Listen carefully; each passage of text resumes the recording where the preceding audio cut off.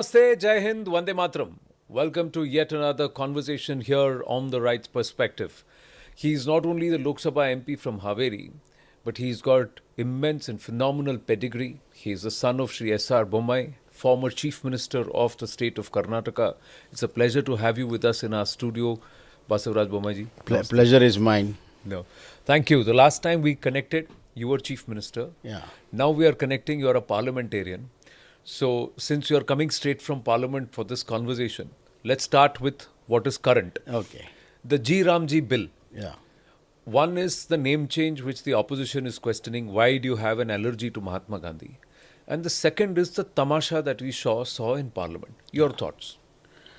See, more than this thing, the tamasha which opposition did today is really unbecoming of a responsible opposition to conduct themselves in the parliament, and parliament is there to debate and decide. And they have debated the whole thing till 12 o'clock yesterday in the night. And today they are not ready to listen to the replies. They had raised so many queries. Minister was ready to reply them. And they are not ready. That means they are running away from the real issues. They don't want the solutions for the issues. And the worst part was tearing away the bill and throwing it towards speaker and other leaders. It is totally unpardonable act, and it has become a reckless and irresponsible opposition. People have really been disgusted with the opposition. People expect them to raise their problems, but however, opposition has got its own agenda. So for the whole week, the Lok Sabha, the opposition invested on SIR, which doesn't have any relevance to any of the current issues which should be discussed in the parliament. The whole week, and the last week now they have done this disruption. So it has become disruption. Has become a kind of a motto for the opposition. It is really undemocratic and unconstitutional. And as far as G Ramji bill is concerned, as far as name is concerned, opposition is trying to divide Rama from Mahatma Gandhi. They see political opportunity to use Bapu's name. Whenever they were in power, they never remembered Bapu. The same Rozgar, this thing, it was named by Jawahar Rozgar, this thing. They never used Gandhi. There are a team number of occasions where Indira Gandhi and Nehru Gandhi names are there, but they never use Mahatma Gandhi. And secondly, they are the political beneficiaries of the surname of Gandhi. Nobody else is there. So they feel that they feel really kind of a they feel that they are losing something by taking away the name. But the real issue is now the heart and soul of Gandhi, that is Rama, that name is there now. And secondly, as far as bill is concerned, it is a very progressive bill. Lot of changes are there. The dynamics of the rural life has changed. And it has to change because more than 1 lakh crores is going every year, and it should be used fruitfully. There has been lot of complaints. There has to be when the proper audit was done, socially as well as financially. Lot of mismanagements were there, misapplications of the funds were there, misappropriation was there. To cut down all those things, the Prime Minister has taken a bold step. And he has brought in technology to improve the systems and see that the money which is meant for the poor and labor classes reaches them for the work they have done. So earlier Congress didn't want it. There was no accountability. Secondly, 125 days has been increased, and now they are crying regarding state this thing. See, I'll tell you. The 100 days which were there, it is borne by the center as it is now. The additional 25 days which was necessary, they are saying to state to put in. and states are busy in doling out guarantees and other things. It's very easy to distribute money, people's money, but it is very difficult to make a scheme, make this thing, and create assets. So it needs a lot of things which states have forgotten a long time now. Let's come to Karnataka. Let's bring the issue of guarantees. What is happening in Karnataka right now? Why is the government's guarantee being questioned? Has the government gone bankrupt because of this? You also said doles don't work, but BJP is also promising doles in other states. Ladli Bahin Yojana, No, no, now Ladki that, see, Bahin, that is and that, this that one the, Ajivika, Mahila actually, Ajivika. actually, everyone. it has to be honestly speaking. It is not a question of party. If doles have become the way to win elections, then it is not a good development. It has to be discussed and a solution should be found out because ultimately the national wealth is there. See, you are spreading the butter even, Correct. and spreading the butter even will never help. The results are not there. Neither it will help the beneficiaries, nor it will help the state, nor it will help the entire ecosystem, economic ecosystem around the country. People on one hand say that you should create more jobs, more employment, and you have got so much little capital which can be put to generate jobs. But at the same time, you give doles in that capital. So how can, if people get free money, then how can you create jobs? But you know very well that it's this guarantee that got Mr. Siddaramaiah into power, the Congress into power in Karnataka. That was one of the major reasons where we lost. They made in such a way that they went and took the Aadhaar card and gave this card and guarantee card and all those things, and they won the elections. And now they are every year more than 60,000 crores is spent on this all kind of these guarantees. The bank, I had given a surplus budget in spite of COVID. People said we require 5 years to come out of the COVID. But within 2 years we were back on rails and I gave a surplus budget. Siddaramaiah started giving revenue deficit budget, and he is taking a loan of more than 120 crores, 1,20,000 crores every year. So in 5 years he is going to take 6 to 7 lakh crores money. Now the day will come where we have to take loan to service the debt only. It has become bankrupt. There is no money for salaries, there is no money for development. The Congress MLAs themselves are agitating that there is no money for development. People are asking that, and we are unable to go to villages. That's the state. They don't have money for medicines in the hospitals. They don't have money to repair the school buildings. They don't have money to repair the roads. Forget irrigation projects are totally halt. But how is that possible, sir? Because Karnataka is such a well-endowed state. You have natural resources. There is a lot of agriculture. You have great weather systems. Bengaluru is the technological capital of the world, if I may say that. So there is a lot of prosperity. Then why is the state bankrupt? Because, see, it's very easy.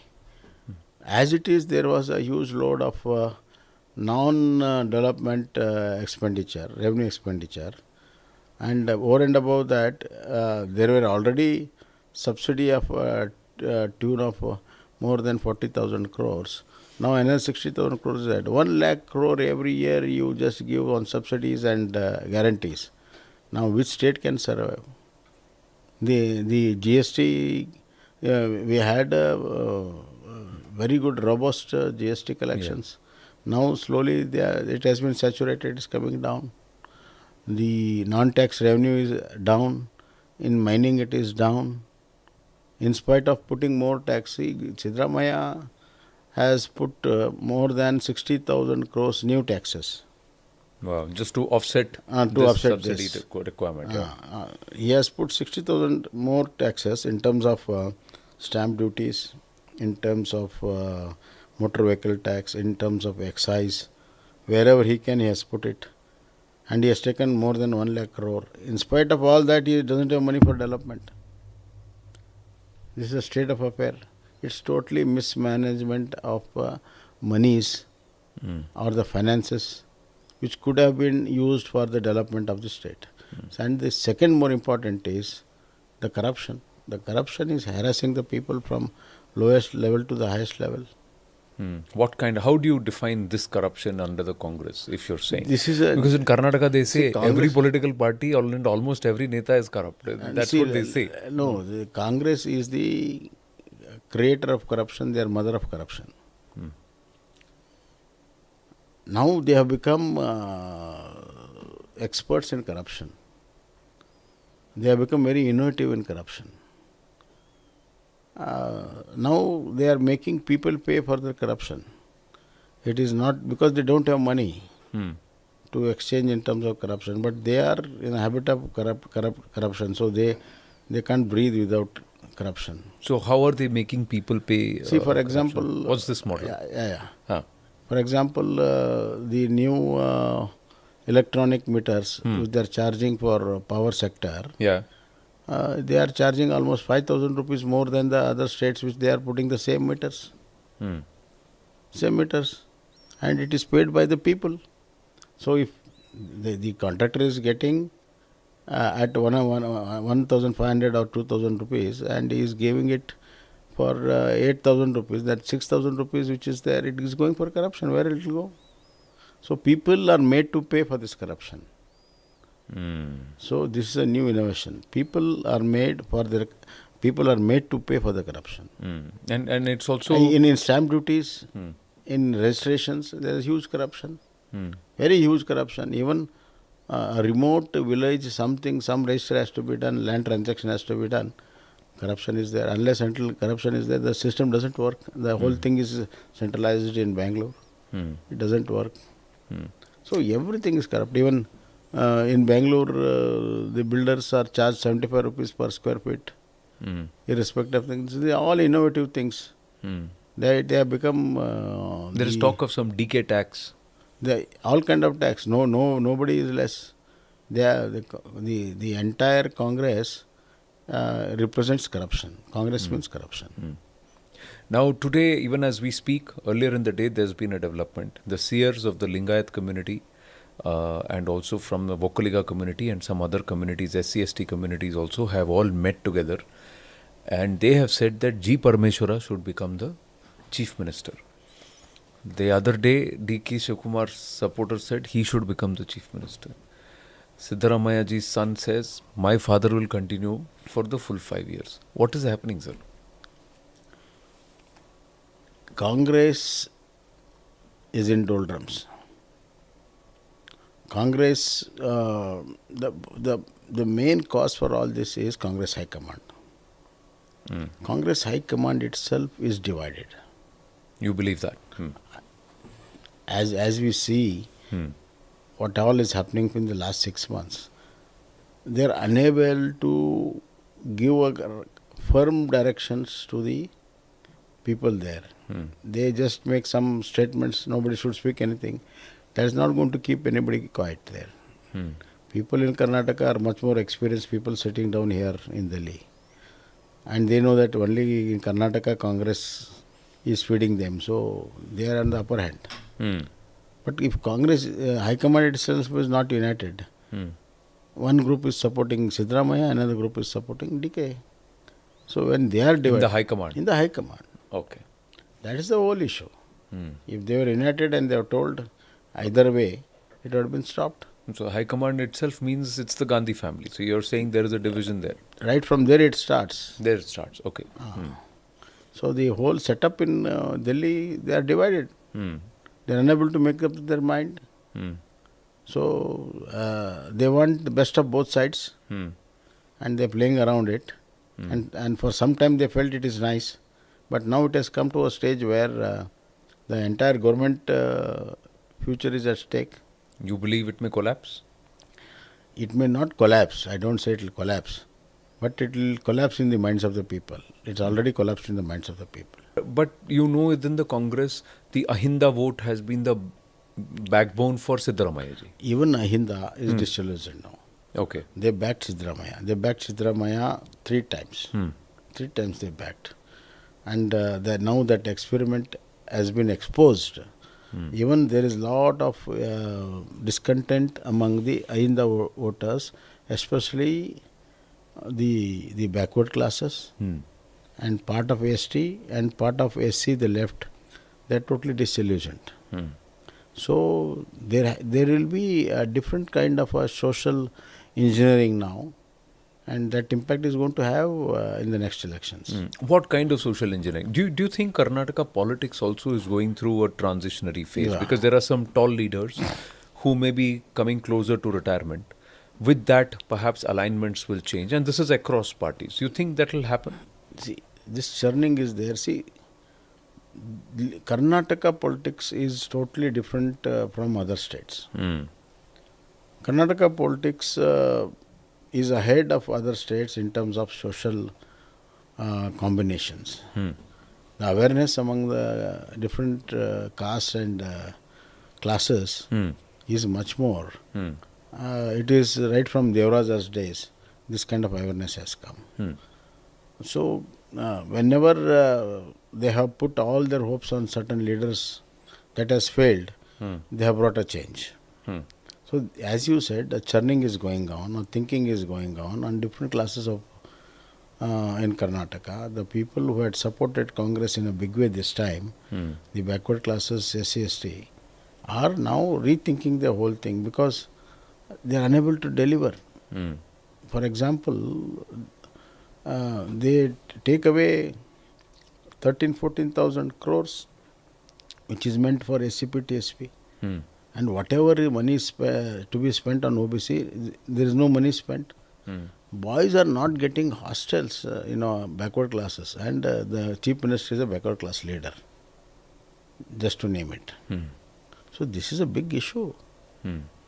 So there will be a churning, there will be a realignment, and it all depends on the political acumen, political leadership of all the three parties, how they play it around. So let me. So it's for anybody's game now. It's anybody's game now. You say it's an open field. Where is the JDS amidst all this? After HD Devgowda ji and HDK, is the JDS now just a stepney or a small party, or is there scope? It's part. I know they're partners with JDS now. See, JDS is another typical party. It goes down and rebounces back every time. And that is because of HD Devgowda ji and his leadership and his hold on the Okaliga community. So now Devgowda ji feel that in this whole crossfire of leadership in Congress, he feels that entire South Karnataka will come behind him, and he is organizing for that. So he has come back in Lok Sabha, whatever it is. Now they are part of the NDA government here. So now they are concentrating on Vidhan Sabha. And the character of and the vote base of Okaliga and other things will come handy for JDS as far as South Karnataka is concerned. So if the Okaligas are going to be within the NDA taken care of and that grouping by the JDS, where is the BJP going to focus on? It will be a win-win situation. One thing is sure, that there has to be a perfect understanding. Because over the period of time, even BJP has made inroads in South Karnataka. Yeah. In the Mysore region. You also have some very strong Okaliga leaders also within your rank. We have got Okaliga leaders have established now. In terms of Bengaluru, Kolar, Mysore and other regions, the BJP has made inroads. Even in Mandya, all the youths are now behind BJP because of the backlash of this Congress government appeasement of minorities, so on and so forth. So there has to be a perfect understanding between JDS and BJP. Unless until the perfect understanding is there, the purpose will not be really met. To get the very good results, it's a make or break, If there is a perfect understanding between two leaders, two parties, and right kind of seats are shared among us, if it is done, then the tally will go up to 160. You're saying that the NDA can win 160 seats in Karnataka If we do our if you get your math right, math right and alignment frequency right and right, political alignment. right, and we have to do our social engineering Hmm. in a proper way. But Bommaiji, one of the things they say is that after Ramakrishna Hegdeji, to a certain extent, there has been no pan-caste leader or mass leader from the upper caste. And that is something which will come back to hurt the BJP every time. Is this true or false? Because the OBC will not galvanize behind a Brahmin face or behind a upper caste face. No, it all depends on the person himself. See, Ramakrishna Agde, his social background was very broad based. Even though he was a Brahmin, he was from the Haivik Brahmin who were farmers. So that's how the Lingayats accepted him. Yeah. And thanks to Nijlingappa, Yeah. his grace was there. So Correct. that timing was different.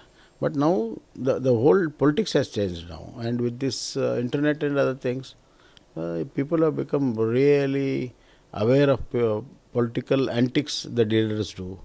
So unless until a leader who is not only charismatic, he should be honest to the people, then there are chances.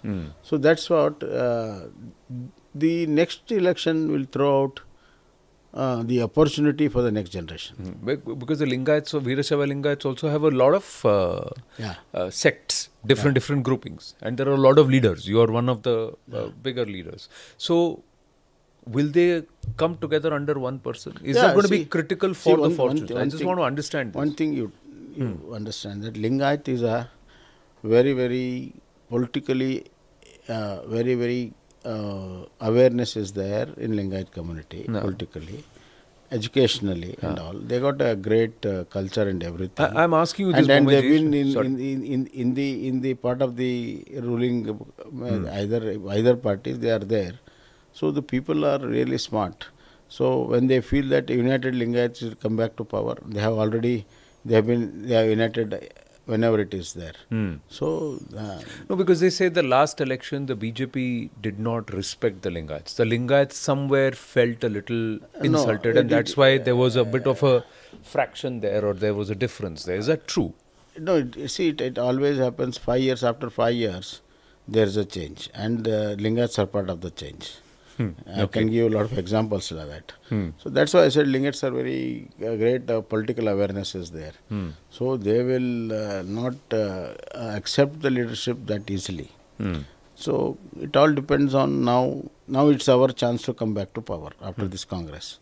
But this whole Kannada versus Hindi thing, outsider versus local thing, what's your position? Do you believe people who come from other states, not necessarily north of Bharat, any state, should make an effort to learn Kannada as much as a Kannadiga should make an effort to learn another Bharatiya Bhasha? See, one thing, wherever Kannadigas go outside, they mix with that local culture, language, and they will be complementing to it and helping to it.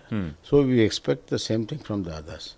Hindi speaking, Oriya speaking, Bengal speaking, a lot of people are there. And once they come and make living in Karnataka, they should learn Karnataka. It is good for the state and good for them also. It's a very positive thing. And supposing you come to Karnataka and say that I don't want to learn Kannada, that is too much of arrogance. We will not accept that. And we should not accept that. Can Bengaluru traffic be decongested? Bengaluru traffic... Had you stayed on as CM for a while, a little more time, you think you would have fixed it? It would have been a better situation. I don't 100% claim the way the traffic is going, the population of traffic is going, than the people itself, and the way the city is growing. I at least had have eased out a lot of places, traffic. Secondly, I have not added to the problems. I'll tell you, this government has added to the problems. They have. They have added to the problems. How? Instead of solving it. Now they have merged 2-3 districts in Bangalore. Earlier, 100 villages were merged in Bangalore, and those village roads were very small.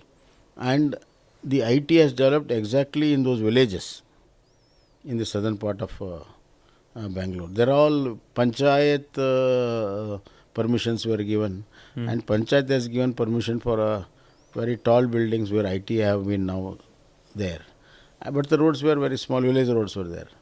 That's how the whole problem started, The density of people were concentrated in one area where the roads were very, very tiny. Tiny. So that unplanning was there. Nobody cared why they should give permission, and if you want to give permission, the roads has to be broad and nothing has been done. Now these people have added another 2-3 districts and made greater Bangalore. Just for real estate benefit, these people have done it. The next 1.5-2 years, very exciting for the BJP in states. Very critical polls which are coming in. And then I think closer to 27, 29, we'll come back into Karnataka, and Karnataka comes into play. What do you think the BJP needs to do to get its act right? First of all, BJP should... They now have a very young and new president. No. BJP should understand its both strength and weaknesses. So they have to stitch themselves in a better way, in a more united way. That's the first thing. And second thing is, Congress government is giving us a lot of issues which we have to pick up in a much more stronger way, where the government should be on the knees. You should put government on the mat. You think more could have been done with the Dharmasthala issue, for example? Dharmasthala issue, it was more entangled with the investigation. We have done good job there in Dharmasthala. I must say that we have done good job there in Dharmasthala. It is ultimately the people who are really the bhaktas of Dharmasthala has to stand up. They stood up, but not good enough. But however, the truth was there, the law was there on the side. That's how Dharmasthala has come clean. We are very happy. But as a BJP, we have boldly stood by them.